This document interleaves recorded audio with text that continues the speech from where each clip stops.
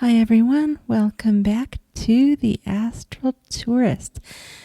Today I want to share an experience from last night that moved from a physical exit with spinning. That's how it felt like when I got out, I was spinning into a multi-layered journey through some dense extraterrestrial environments and dimensional boundaries.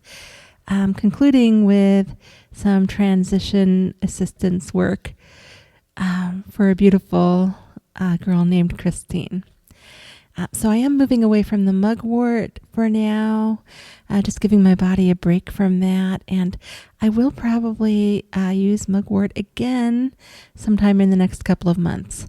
So I'll let you know when that is for those who are interested in that. But for now, I am mugwort free for a while. My experience last night was the wonderful, successful exit from my physical body. I just kept doing my usual stuff with commands. And at one point, I tried to do a little head tilt.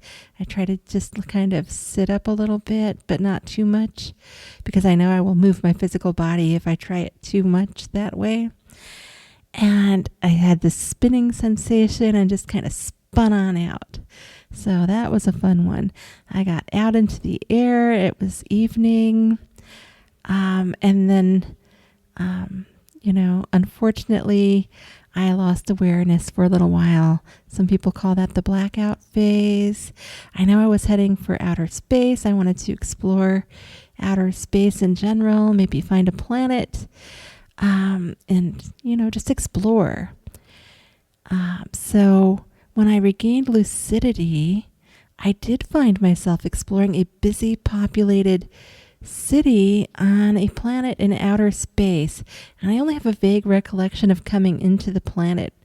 To me, it felt heavy as I was coming in. I don't remember the visuals because I was still regaining lucidity, but and I think I had the impression that it was smaller than Earth, maybe, but I wasn't sure, and it felt cold a little bit. But these were only vague sensations at the time, just on the entry into it. And I don't remember seeing any moons or anything, but again, everything was still hazy. And I had the impression this place is far away from Earth.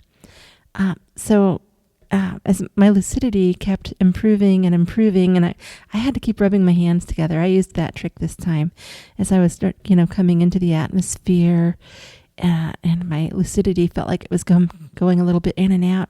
So I began rubbing my hands together, saying, stay, stay, stay, ground, ground, ground, and all of that.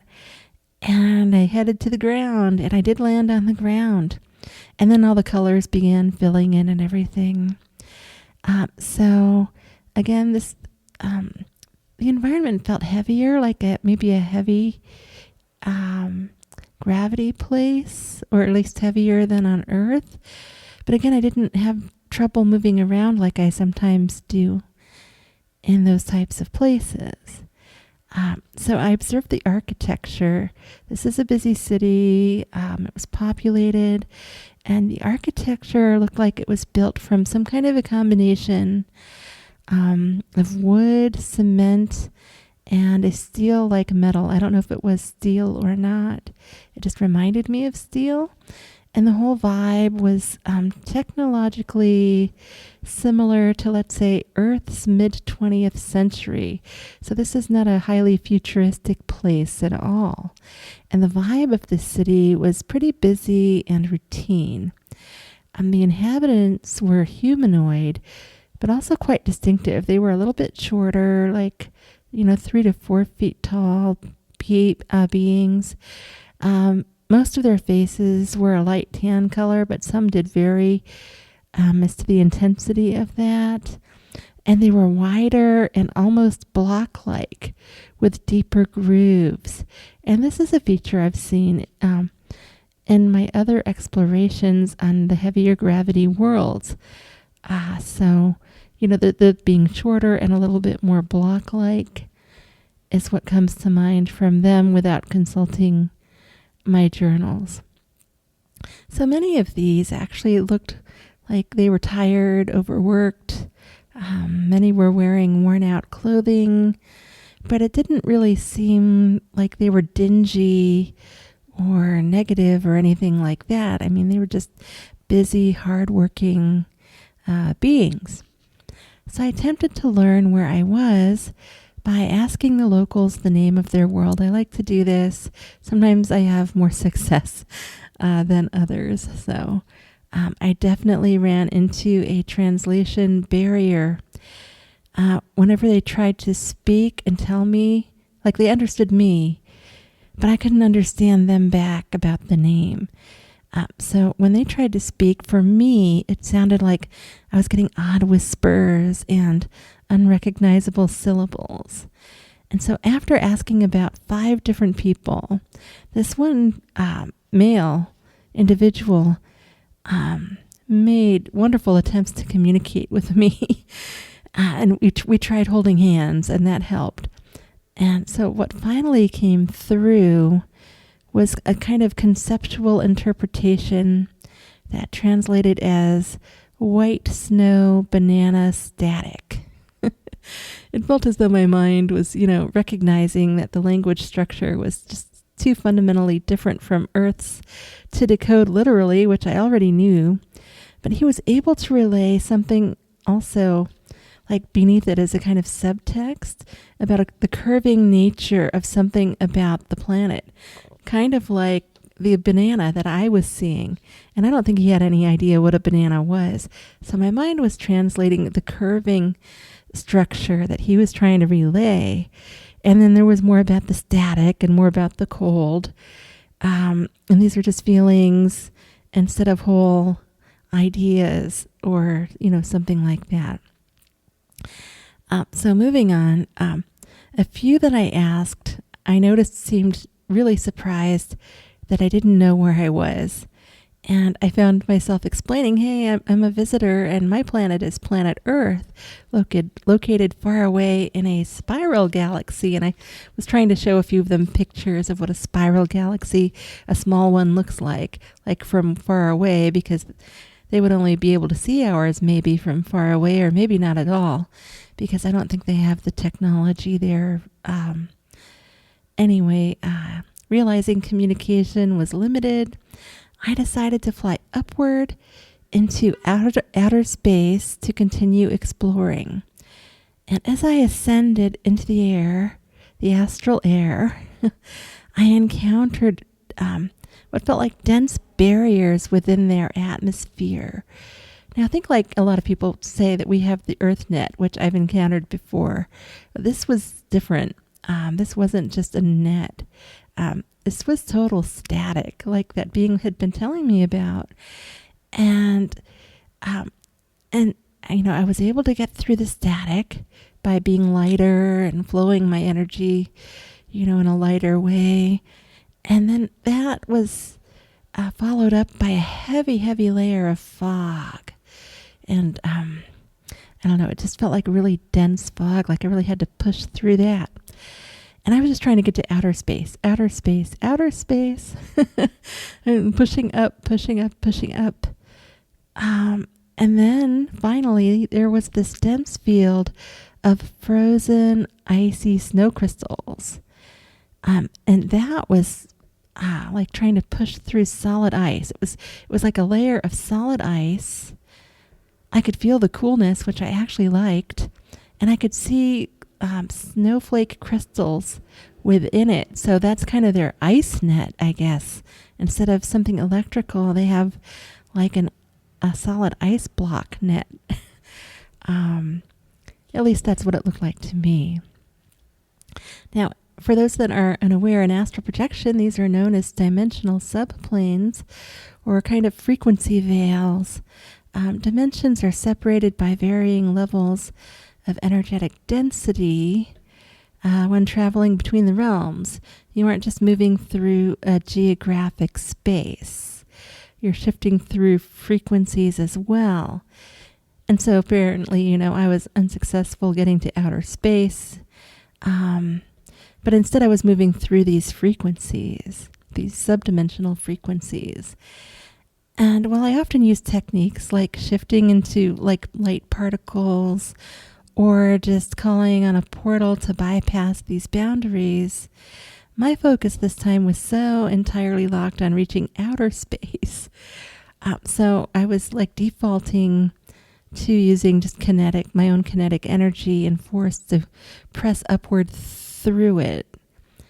Again, instead of breaking out into the vacuum of outer space, I actually popped out of the ice field, and there was an audible pop. I felt this is pop. I heard the pop. I knew I had popped into a higher dimensional version of the same world. Now, this plane was visibly lighter. The people looked like they were healthier, doing better. It was illuminated by bright sunlight, though communication remained difficult. When I tried asking around yet again, it was still coming through as more whispers and syllables. So I decided to kind of give that up. The immense effort required to breach the ice layer took a toll on my energy, and I lost lucidity before I could try once again to reach outer space. So at that point, I lost lucidity before I even tried to go. But I'm happy that I got that far, I find it really interesting to encounter different types of societies and people, whether I get very far with it or not. So, and then I just, give the field reports here. But later in the night, after I'd had some rest, I had, when I became lucid again, I had clearly shifted into spirit rescue and transition work because I was in a hospital, one of these spirit hospitals, helping the spirit of a young woman named Christine. She had been severely ill, I'm guessing possibly from cancer. She was bald with these beautiful flame markings tattooed on her head, and which I'm thinking was symbolic. And she was dressed in a beautiful, fluffy, multi-layered white wedding dress. My mind interpreted it as wedding dress, but it could have just been like a princess dress or something like that. Anyway, that's a pretty powerful symbolic representation of a soul balancing a heavy physical trial with the celebration of crossing over. This spirit was a bit confused, but she was zooming around, but she seemed pretty happy overall, just needed some stability, I guess. So my task was highly specific. Another helper in the room explained it to me and handed me a tray with, actually 2 trays with different assorted teas, cupcakes, fruit juices, and wines. And my job was to help ground and stabilize her energy, while another transition volunteer handled other different trays.